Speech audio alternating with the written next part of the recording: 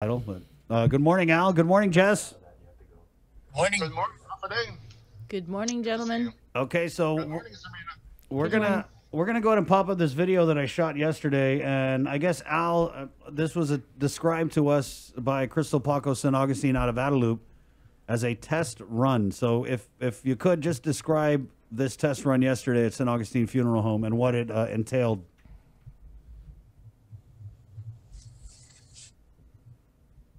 Go ahead, Al. I don't see the video on my screen, but I can tell you Right. what we're doing. We are providing the people who are in our quarantine facility the opportunity to attend a funeral of their loved ones, and we do respect that. We want to make sure that people can say goodbye to people that they've lost or they loved, whether it's COVID-19 or not.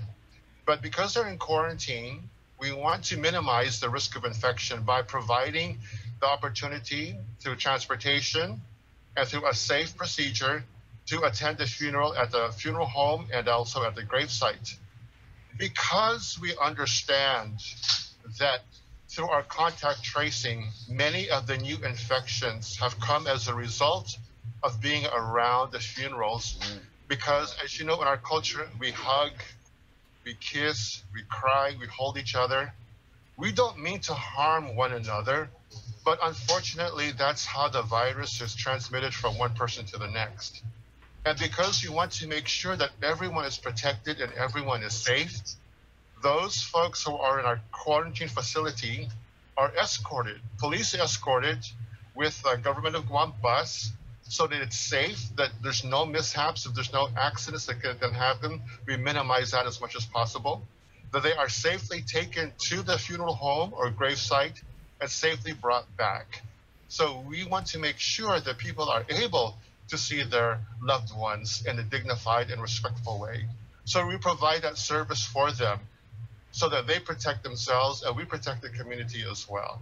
So that's why we provide this for our quarantine facility inhabitants right now, the people who are in QFAC, so that they can partake in the services. Oh, so then, what about people out in the community that aren't in quarantine facilities and they're still attending funerals and doing these viewings? And we've all seen the pictures where there's more than whatever the limit is supposed to be. Right. And Yes, I mean, yes. what Thank about you, that? Sabrina. Are you guys monitoring that?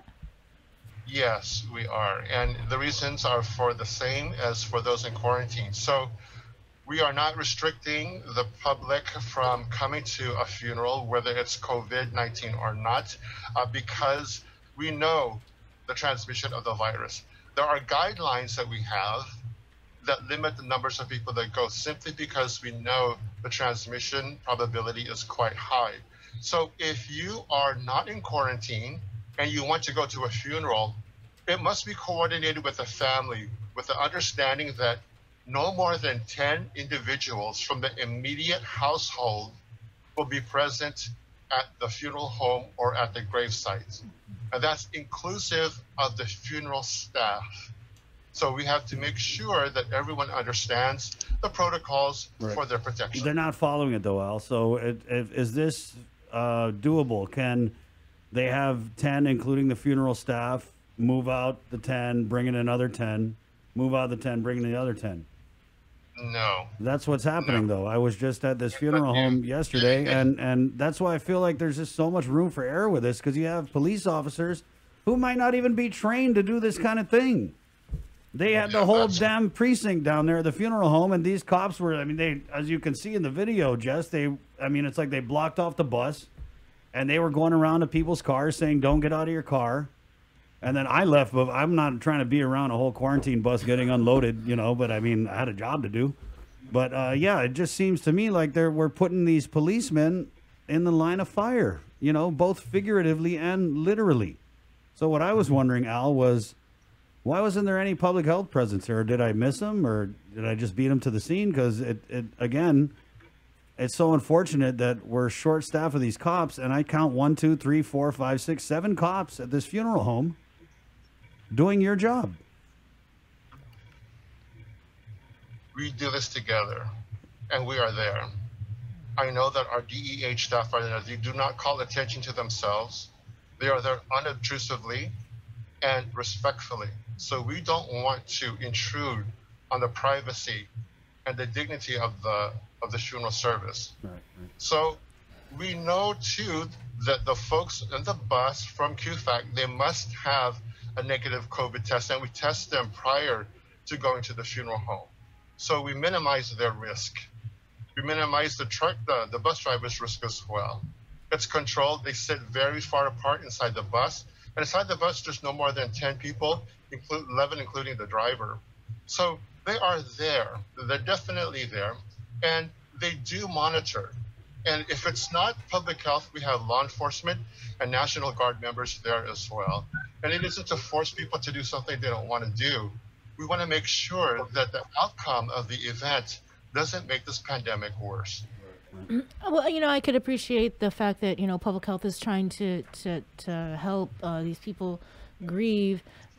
But from what I understand, the funeral home didn't even know this was gonna happen. Yeah, they didn't. And I was there, and they said, wow, we were totally blindsided. We had no way to prepare for this. No one wants to show up at work and then find out you got a busload of quarantine people who may have tested negative at a certain point in time. But remember, we test people, then we test them again, and we test some people 3 times they're negative, then boom, they're positive. Did anybody let the funeral home know, or that this Yes, was this I am new one of those folks who trial are in program? contact with the funeral home, and they've been excellent. They've been fantastic because they also have to adapt on the fly. Sometimes we have to change the rules and regulations with very little to no notice. And we have to be very compliant and understand it's very difficult and stressful. I understand. Yeah. And I was on the phone with them all day yesterday trying to go through this as well. Now, yes, communication is improving. The dissemination of information is there. But sometimes there are things that are unforeseen. And being adaptive to this pandemic is part of the solutions to make sure that we save lives. So yes, we are working on it as we speak.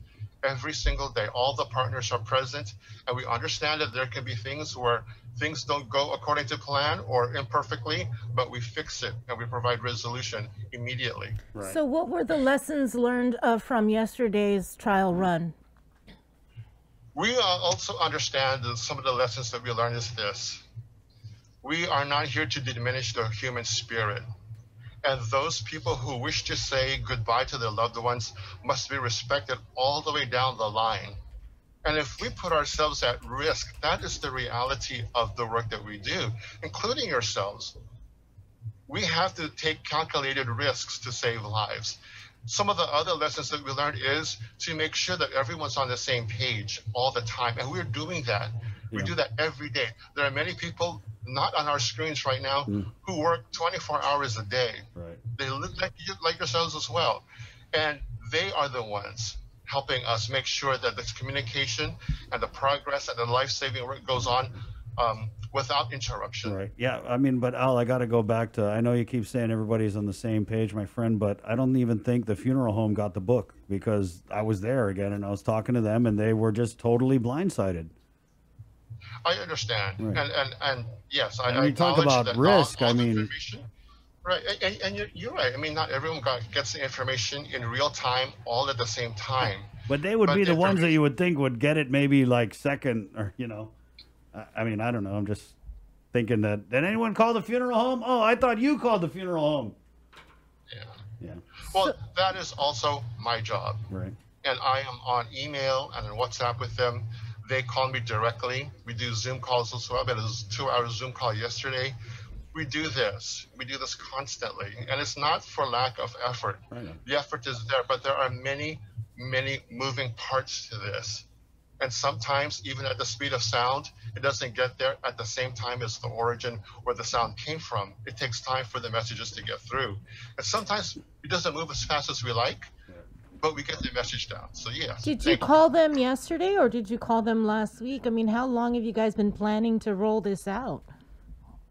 We call constantly each other, and we get input from the funeral homes, from our incident command, even from our families as well. Right.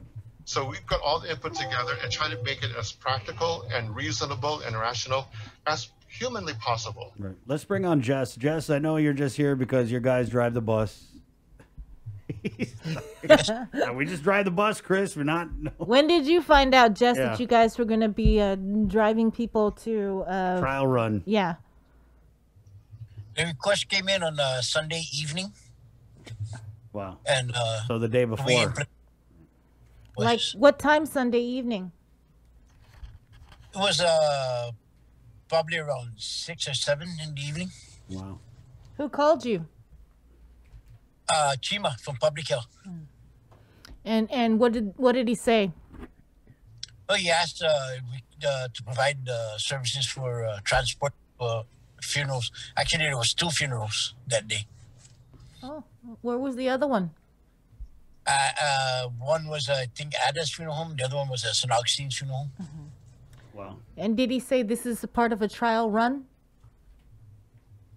He said it's a operation that we're going to be doing for this COVID, to control the COVID. Were your drivers like decked out in the PPEs and all that? Well, they have their PPEs that they use for their regular runs for the airport quarantine people. It's the same group of drivers that drive the quarantine, so they're familiar with what the PPEs are.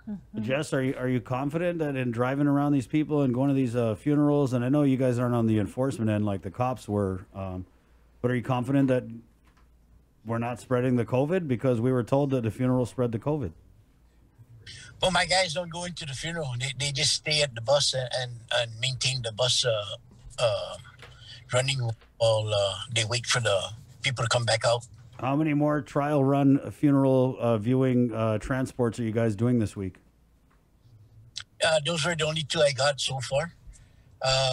The way it works is they'll put in the request and it goes up to civil defense and go into what they call a D-land ticket. And they make the request for what they want us to do. And then it's carried out from there. So this was all done in writing? Yes, the documentation for it.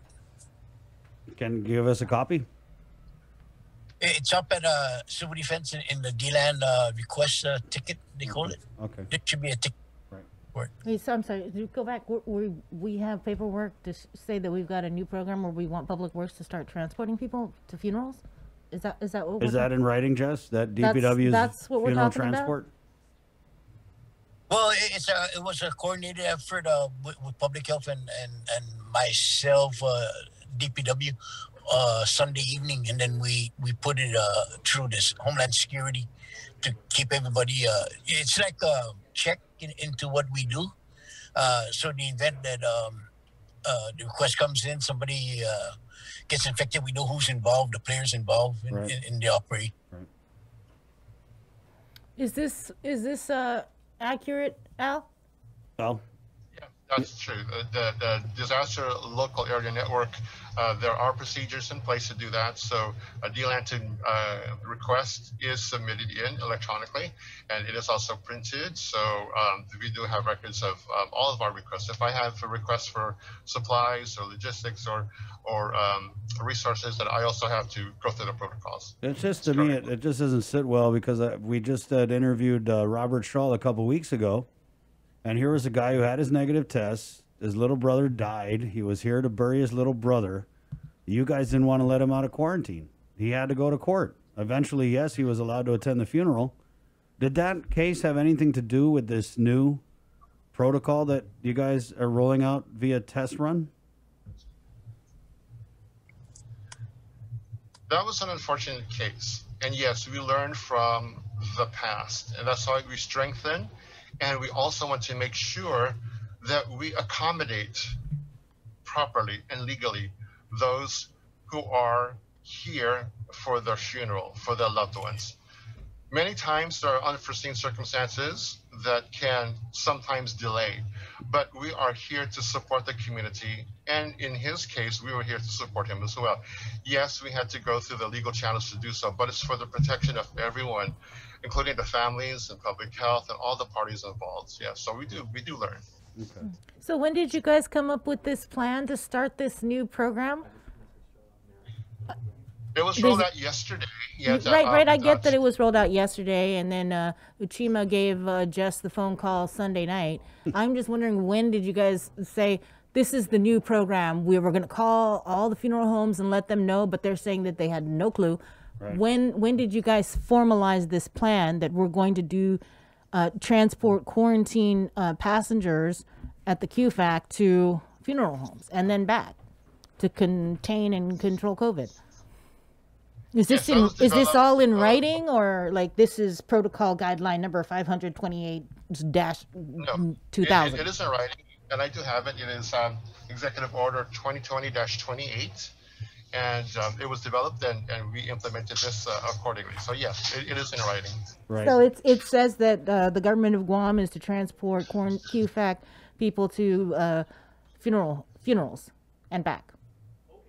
Correct. Is that online? Is the protocol? I have it in writing here. I believe it is on our public health website. I could check for you to see if it's there. Al, what about anybody who's currently being held in the quarantine facility or, you know, the isolation facility? They have a funeral coming up. They want to go. How do they get the free ride? We do ask them, what is the purpose of your trip to Guam? Not all respondents say, I'm here for your funeral. Right. For whatever reasons, whether it's cultural, whether it's for privacy issues, sometimes the people who are in the QFAC facility, in our facilities, don't immediately disclose that they're here for a funeral. And sometimes that makes it a little challenging, because then they say, oh, by the way, tomorrow I have to go to my relative's funeral. So we make sure that we take our precautions, of course, and we make sure that the test is done as soon as possible. We do recommend that they have a COVID test done 72 hours prior to being quarantined if they know they're coming to Guam, right, in advance notice. If not, we will provide them a test within 72 hours while they're in quarantine. If they test negative, right, if they pass that, then we do make the arrangements for them to get the transportation to and from the gravesite or funeral home from the QFAC facility here. So how many other people in the QFACs are here to go to funerals? And is this this test run, is it just now, because we were told it's a test run, but it sounds like it's just the new policy. Right, and we expect other people to come to Guam for funerals. We have some information that we have other folks on the way. With the unfortunate number of deaths, we can expect people to be coming back to Guam. And yes, under this specific period, they are required to be in quarantine for 14 days. So we try to get the information out immediately and let them know that if you're here for a funeral, we're here to help you. This is the best way that we can help you get through this process while still saving people's lives. What about other, like, you know, baptisms or christenings or weddings? Are people allowed to go out of the QFAC and get a free ride to any of those types of events?